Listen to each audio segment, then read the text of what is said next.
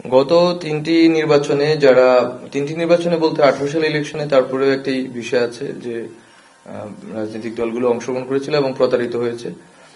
তো কিন্তু আমরা মনে করি যে জাতীয় পার্টির ভূমিকা সম্বন্ধে অলরেডি আমরা স্পষ্ট, যেহেতু আমরা তাদেরকে কোনো মিটিং এ ইতিমধ্যে ডাকিনি, এই বিষয়ে তাদের পরামর্শ বা তাদের সাথে কথা বলা আমরা যৌক্তিক মনে করছি না বা প্রয়োজনীয় মনে করছি না।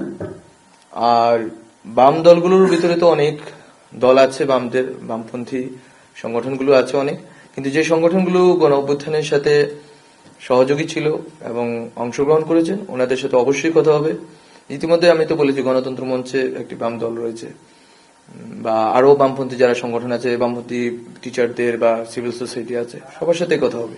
যারা আমাদের গণ অভ্যুত্থানের পক্ষ শক্তি, গণ অভ্যুত্থানের পক্ষে যাদের স্পষ্ট অবস্থান ছিল এবং আছে, তাদের সবার সাথেই কথা বলার আমরা চেষ্টা করব। সবার সাথে তো আসলে ফিজিক্যালি এবং সবাইকে ডেকে নিয়ে কথা বলা সম্ভব না, রিপ্রেজেন্টেশনটা যাতে সবার থাকে এটা আমরা নিশ্চিত করব।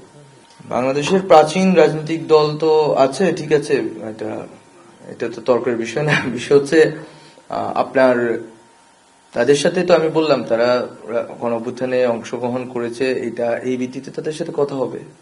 আর কথা হয়নি, কথা হবে। বিষয়টা হচ্ছে যে we want to recreate the whole 13th of 3rd August or হচ্ছে 5th August। আমরা যদি চাই যে 3rd August-এ 5th August-এ আমরা যেভাবে কোনো ব্যানার ছাড়া জনগণ ঐক্যবদ্ধভাবে ছাত্রদের নেতৃত্বে উপস্থিত ছিল, সেম ঘটনাটা আমরা রিক্রিয়েট করতে চাচ্ছি, যেখানে আমরা আশা করি যে ডক্টর মোহাম্মদ ইউনূস স্যার এবং অন্যান্য যারা রাজনৈতিক দলের নেতৃবৃন্দ আছেন সবাই উপস্থিত থাকবে। ডক্টর মোহাম্মদ ইউনূস স্যার উনিও উপস্থিত থাকার সম্ভাবনা আছে।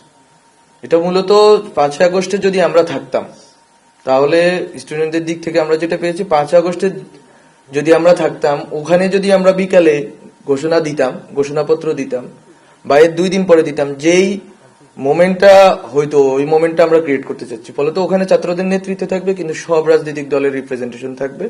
ডক্টর মোহাম্মদ ইউনূস স্যার থেকে শুরু করে রাষ্ট্রের বিভিন্ন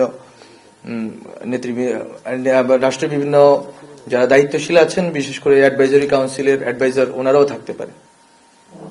সময় তো নেওয়াটা যৌক্তিক, ওনারা সময় নিতে পারেন, কিন্তু আমরা চাচ্ছি যে ওনারা সময় নিন, সেটা সমস্যা না, কিন্তু 2 পৃষ্ঠা বা 3 পৃষ্ঠার একটি বিষয়ে এবং এই জাতীয় গুরুত্বপূর্ণ বিষয় ওনাদের পর্যালোচনা, যেরকম ভাবে এটা একটা সীমিত কয়েকটা বাক্য, এট দ্য সেম টাইম এটা তো জাতীয় গুরুত্বপূর্ণ একটি ইস্যু, এটা এত বড় একটি অভ্যুত্থানের যেহেতু দলিল, ফলত আমরা মনে করি ওনারা সময় নিতে পারেন, কিন্তু সময়টা যাতে এমন না হয় যার কারণে হচ্ছে যে অন্যদের ভিতরে এক ধরনের উত্তেজনা অথবা এক ধরনের সংশয় তৈরি হয়।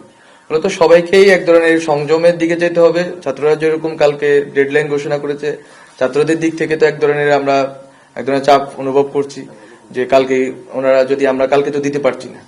আবার বিএনপির জায়গা থেকে ওনাদের দাবিও যৌক্তিক যে ঠিক আছে সময় লাগবে, ওনাদের একটু বোঝাপড়া দরকার আছে, অন্যান্য স্টেক হোল্ডারদের সাথে কথা বলা দরকার আছে, কিন্তু সব মিলিয়ে আমরা চাচ্ছি যে সময়টা ওনারা সব পর্যালোচনা করেই বৃহস্পতিবার পরশু বসেন আমাদের সাথে, ডক্টর মোহাম্মদ ইউনূস স্যার উপস্থিত থাকবেন এবং বসে কথা বলেন। ওনারা যত ধরনের পর্যালোচনা আছে সবগুলো ইতিমধ্যে যেহেতু যাবে সবার কাছে, সবাই বসে কথা বলেন।